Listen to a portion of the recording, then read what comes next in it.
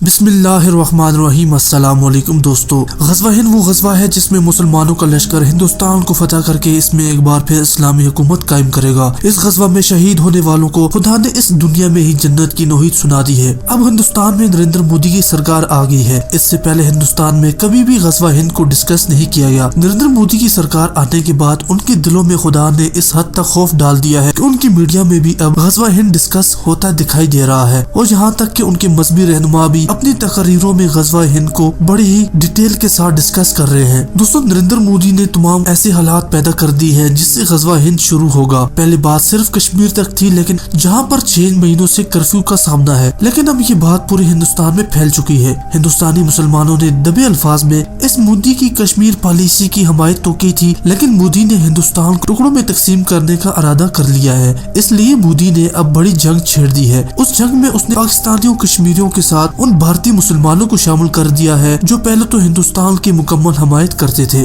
ہندوستان کے مسلمان ہندوؤں کے جبر و ظلم کی مودی کشمیر پالیسی کو جائز قرار دے رہے تھے، لیکن اللہ نے قرآن پاک میں بھی یہ فرما دیا ہے کہ یہ لوگ آپ کے دوست نہیں ہو سکتے۔ اس لیے غزوہ ہند کی پہلی سیڑھی مودی نے پوری کر دی ہے۔ مودی نے کشمیر کو ہاتھ سے گنوا کر ہندوستان کے دوسرے صوبوں کو بھی اپنے ہاتھ سے گنوانے کی پالیسی شروع کر دی ہے۔ نریندر مودی کے سٹیزن شپ بل کے ذریعے اب پورے ہندوستان میں 20 کروڑ مسلمان بھی مودی کے خلاف ہو گئے ہیں، اور وہ ایک ایسا ملک بنانے جا رہے ہیں جیسا کہ ہم نے ایک پاکستان بنایا تھا۔ نریندر مودی کا سب سے چہیتا وزیر یوگی آدتیہ ناتھ نے یہاں تک کہہ دیا کہ اب آپ کو اسد الدین اویسی اور ہر مسلمان رام چالیسا پڑھتا دکھائی دے رہا ہے۔ اس کا صاف یہ کہنا تھا کہ اب ہم صرف اس کو شہریت دیں گے جو اپنا مذہب تبدیل کر کے ہندو بن جائے گا۔ دوستوں، مودی نے کشمیر کے بعد آسام میں ایک نئی جنگ بھی شروع کر دی ہے۔ اس صوبے میں 20 لاکھ مسلمانوں کو شہریت سے محروم کر کے مودی نے انہیں ہٹلر کی طرز کے کیمپ میں رکھ دیا ہے، جہاں پر مسلمانوں کو مذہب تبدیل کروانے کے تمام منصوبوں پر کام ہو رہا ہے،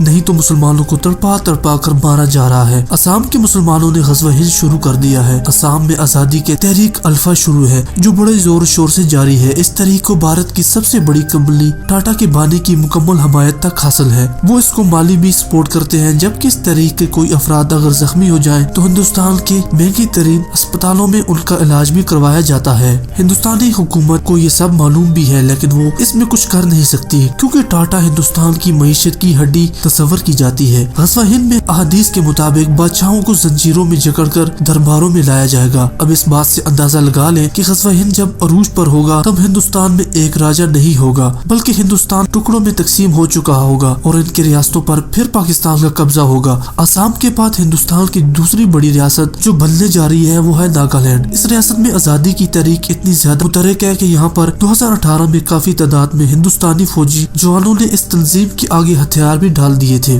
ناگالینڈ فوج ایک مکمل آرمی ہے۔ یہاں پر ان کے پاس جدید ہتھیار ہونے کے ساتھ ساتھ مکمل یونیفارمز بھی موجود ہے۔ اس تنظیم نے بھی ہندوستانی فوج اور حکومت کی رات کی نیند حرام کر رکھی ہے۔ مودی کی پالیسی نے اس تحریک میں اضافہ کیا ہے۔ پہلے اس تنظیم میں صرف ناگا لوگ شامل تھے، لیکن شریعت قانون کے آنے کے بعد اب اس تنظیم میں مسلمان اور دلت لوگ بھی شامل ہو چکے ہیں، جس کی وجہ سے اس تنظیم نے بھارت کے اندر اپنی حکومت بنا رکھی ہے، اور آسام کی طرح یہ بھی بھارت کے ہاتھ سے جاتا دکھائی دیتا ہے۔ دوستو، بھارت کا یہ خیال تھا کہ یہ سب پاکستان کا کردار ہے، لیکن پاکستان ایسا کیوں کرے گا؟ اگر ہندوستان خود ہی اپنے لوگوں پر فوجی چڑھائی کرے تو اسے ٹوٹنے کے لیے کسی پاکستان کی ضرورت نہیں ہے۔ غزوہ ہند کے متعلق یہ بھی کہا جاتا ہے کہ تب تک یہود کا اجماع بیت المقدس میں ہو چکا ہوگا، اس وقت قیامت بھی قریب ہوگی، مسلمانوں کا خون بہایا جا رہا ہوگا۔ دوستو، اس وقت دنیا کی سب سے بڑی دہشت گرد مودی کشمیر میں مسلمانوں کو مار رہا ہے۔ کشمیر میں مسلمانوں کو ختم کر کے ان کی جگہ ہندو آبادکاری کرائی جائے گی۔ حال ہی میں انڈین میڈیا میں یہ باتیں سننے میں آئی تھی کہ انڈیا کشمیر میں ہندو برامن کو بسا رہا ہے، ان کے لیے کافی مقدار میں ہندوستان سے چندہ اکٹھا کیا گیا ہے، لیکن ابھی بھی ہندوستان کے اپنے حالات اتنے خراب ہیں کہ کشمیر تو دور کی بات، خود اس کی اپنی ریاستیں بھی خطرے میں نظر آ رہی ہیں۔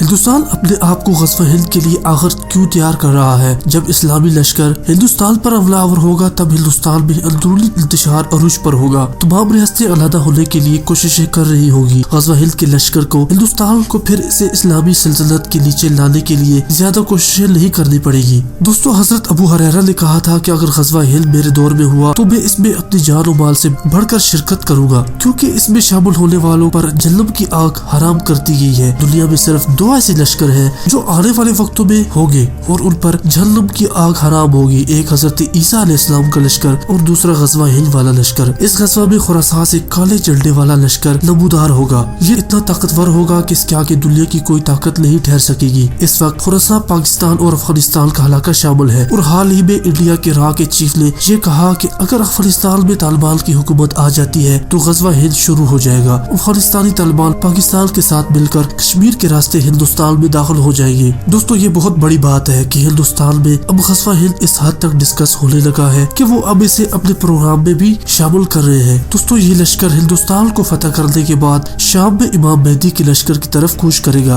और उसमें शामिल हो जाएगा। गजवा हिंद की निशानियां तो जाहिर हो रही है। गजवा हिंद के मुतालिक नेमतुल्लाह शाह वली ने भी फरमाया था कि इस जंग में शुरू में कुफार मुसलमानों गलबा कर लेंगे, फिर तुर्की चीन मुसलमानों की मदद करके उन्हें खड़ा करेंगे, जिसमें कुफार की इतनी खूनरेजी होगी कि दरियाए अटक इनके खून से लाल हो जाएगा। दोस्तों अब अगर देख ले तो आपको ये पेशुलगोई बिल्कुल पूरी होती हुई दिखाई दे रही है। मशरकी पाकिस्तान पर इंडिया ने शमखून मार दिया है। इसके बाद पाकिस्तान की सबसे ज्यादा हमायत तुर्की और चीन ही कर रहे हैं और अब पाकिस्तान काबिल तस्खीर मजबूत हो चुका है। इन तमाम बातों से मुफस्सिरीन ने ये अंदाजा लगाया है कि गजवा हिंद उस वक्त होगा जब हिंद के मुसलमान इंतहाई बुरे वक्त से गुजर रहे होंगे। हिंदुस्तान की सूरत हाल आप सबके सामने है। हिंदुस्तान के मुसलमानों को हिंद से बाहर निकालने के लिए शरीयत का कानून भी लाया गया है, जिसके तहत 20 करोड़ मुस्लिम का देश निकाला किया जा रहा है। दूसरी तरफ पूरी दुनिया में मुसलमान पस्ती का शिकार है। मुसलमानों की इतने मुबालिक होने के बावजूद गजवा हिंद के वक्त मुस्लिम पस्ती का शिकार हो गए हैं। इसलिए ये कहा जा सकता है कि गजवा हिंद का जमाना अब बहुत करीब है।